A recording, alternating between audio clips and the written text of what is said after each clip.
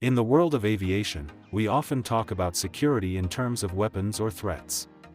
But in 2026, a quiet shift occurred in airport security that has nothing to do with danger, and everything to do with your documentation.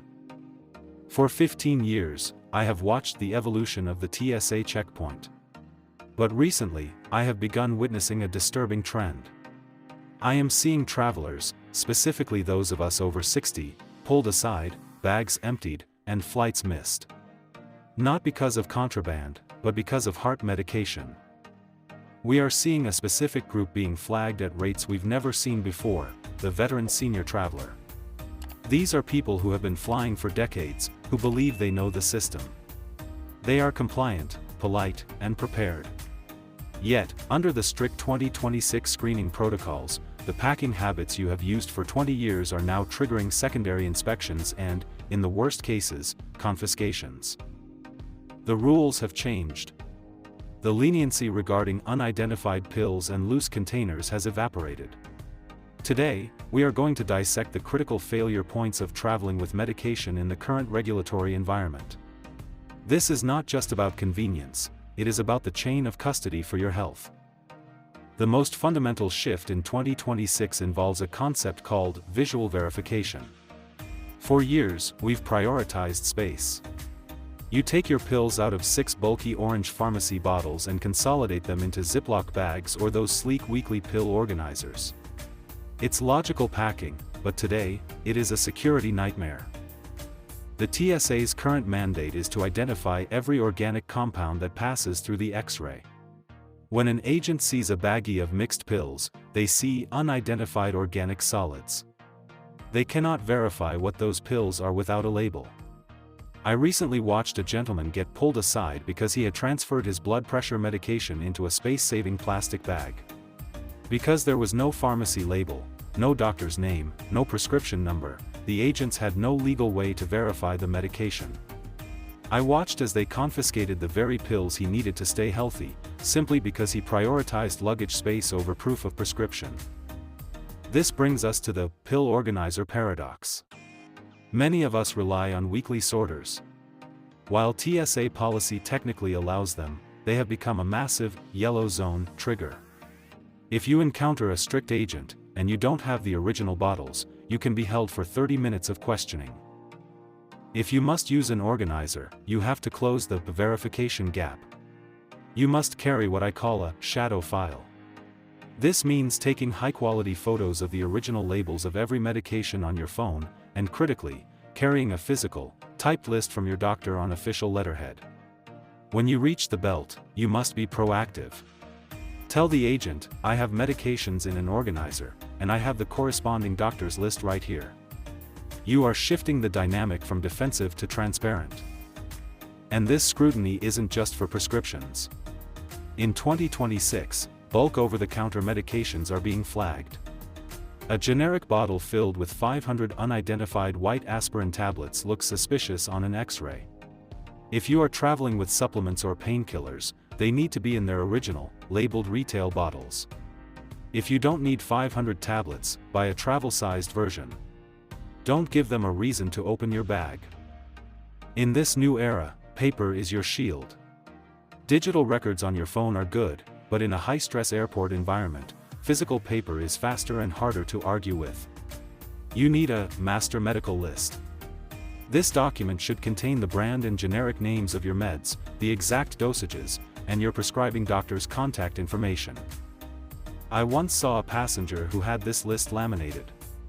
Every time he was pulled aside, he didn't argue, he simply handed over the card.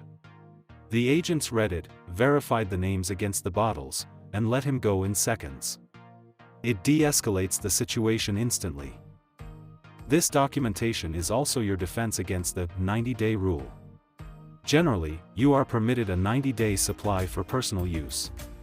But if you pack 3 full bottles of the same medication for a 1-week trip, you trigger a distribution flag. It looks like you're trying to sell them. If you are traveling for the whole winter, you must have that doctor's note explaining the duration of your stay. The quantity in your bag must match the dates on your itinerary. Let's talk about the physical screening of liquids. There is a rule that causes unnecessary anxiety for seniors, the 3-1-1 liquids rule. Most travelers assume their liquid medications, cough syrups, contact solutions, or liquid antibiotics, must fit in that tiny quart-sized bag and be under 3.4 ounces. This is false. In 2026, medically necessary liquids are exempt from the volume limit.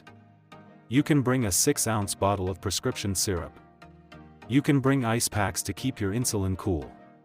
But here is the failure point: you must declare them. If you leave a large liquid bottle hidden in your bag, the scanner will flag it, and they will search the entire bag. The winning strategy is the separate bag declaration. Do not bury your meds. Keep them all in a dedicated, clear, heavy-duty plastic bag. When you reach the conveyor belt, pull that bag out and place it in its own bin. Announce clearly to the agent, "This is my medically necessary medication bag." Psychologically, this tells the agent you have nothing to hide. It makes their job instant. They don't have to dig through your personal items to find a pill bottle.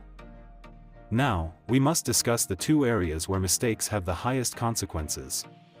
First, never, under any circumstances, check your essential medication in your suitcase. I have seen this tragedy play out dozens of times. A traveler arrives in Phoenix, but their bag, and their heart medication, is stuck in Chicago. If your life depends on a pill, that pill must stay within arm's reach in the cabin. If your carry-on is full, take out the extra shoes. The medication stays with you. Second, controlled substances. Medications like Xanax, Ambien, or strong painkillers are in a different legal category. In 2026, the scrutiny on these is intense. These must stay in their original pharmacy bottles. No exceptions. You also need a specific letter for these, citing your diagnosis and the doctor's license number. I recently saw a woman miss her flight because she had her sleep aid in an unmarked container. The verification process took longer than the boarding time. Finally, remember your right to privacy. If you carry sensitive items like EpiPens or nitroglycerin, you might be uncomfortable putting them through X-ray radiation or having them handled in public. You have the absolute right to request a hand inspection and a private screening. You can say to the agent, "I have a medical necessity that requires a manual inspection." They can perform a visual check or a hand wipe test for explosives without putting your life-saving tools through the machine. Travel in 2026 requires a shift in your mindset. You are no longer just a passenger, you are the guardian of your own health. The days of casual packing are over. Keep it labeled, keep it documented, and most importantly, keep it with you. Check your pill bottles right now. If the labels are faded or missing, get your pharmacist to print new ones today.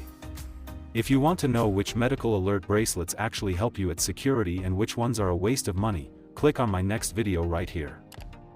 Don't forget to subscribe to join our community of fearless senior travelers. I'll see you at the gate.